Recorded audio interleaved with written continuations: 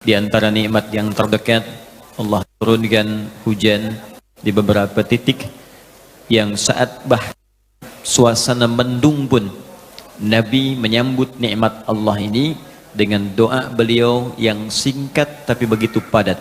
Allahumma sayyiban nafi'ah. Allahumma sayyiban nafi'ah. Ya Allah, mohon jadikan hujan yang mungkin akan menimpa kami ini mengenai kami. Ya saba yusibu sayyiban wa musibatan. Jadi ingat turunan kata ini, saba yusibu sayyiban musibah, itu semua yang menimpa kita, semua yang kita alami. Jadi sebetulnya kata musibah itu netral Pak, Bu. Apa yang kita alami itu musibah. Saya pun melihat antum ini sekarang musibah nih. Ya, dapat kenaikan jabatan, musibah. Dapat tambahan harta, musibah. Ya, jadi semua yang kita alami itu musibah. Dan semua yang ini musibah ini. Semua yang kita dapatkan, hakikatnya semua bersumber dari Allah. Karena itu sifat orang beriman, ketika mendapati apapun dalam hidupnya, maka dia akan menyerahkan semuanya kepada Allah supaya meminta bimbingan. Kalau harta dibimbing menggunakan harta dengan baik, kalau kedudukan supaya kedudukan digunakan dengan baik, kalau ilmu minta bimbingan supaya ilmu bisa bermanfaat dengan baik. Karena itu di Quran surah kedua ayat 156, ya paling kiri sebelah atas di mushaf, ketika kita kemudian disebutkan kalimat musibah pertama kali dalam Al-Quran, maka dilekatkan dengan kalimat kembalikan semua kepada Allah supaya jiwa kita merasa tenang dalam menghadapinya. Alladzina idza asabathum musibah qalu inna lillahi wa inna ilaihi raji'un. Nah, ini rumus. Tapi kebanyakan rumus ini hanya digunakan pada hal yang terlihat atau nampak terasa kurang menyenangkan saja. Ada yang meninggal, baru innalillahi. Ya, ada yang sakit, baru innalillah.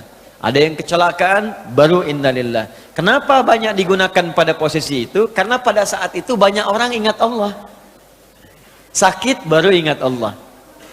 Kena sesuatu yang kurang menyenangkan, baru ingat Allah.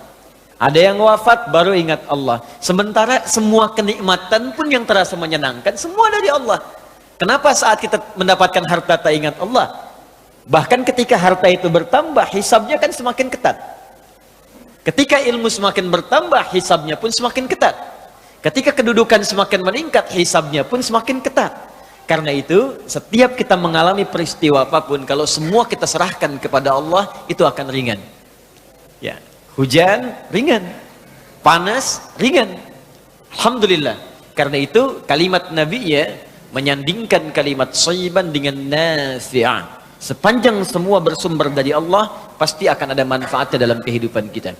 Allahumma sayyiban nafi'ah. Ya Allah, mohon jadikan setiap tetesan hujan yang menimpa kami saat ini, hadirkan manfaat untuk kehidupan kami. Kalau bukan dunianya, jadikan untuk akhiratnya ya Allah. Mungkin dunia belum terasa Pak, taunya basah saja. Motor basah, mobil basah, ya mohon maaf, sendal basah, pakaian basah, terasanya basah saja. Tapi lihat nanti ketika kita berpulang kepada Allah, setiap butiran hujan itu boleh jadi itu yang memperberat mizan kita untuk mendapatkan surga yang kita inginkan.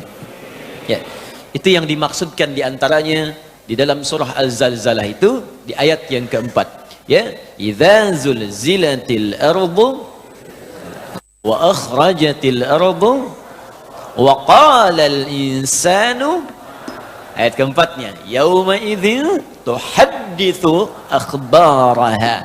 Fokus baik-baik, ketika bumi digoncang sekuat-kuatnya. Saya pernah terangkan kalimat ini. Jadi kalau disebutkan sekali saja katanya zilzal itu gempa.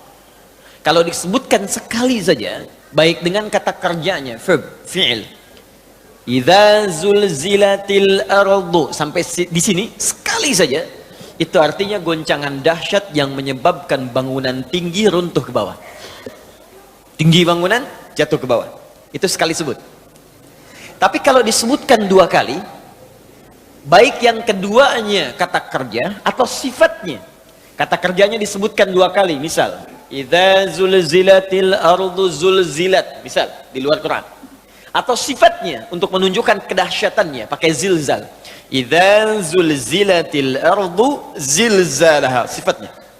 Itu artinya saking dahsyatnya gempanya, bukan yang tinggi jatuh ke bawah, tapi yang di bawah naik semua ke atas. Kata Allah, lihat baik-baik.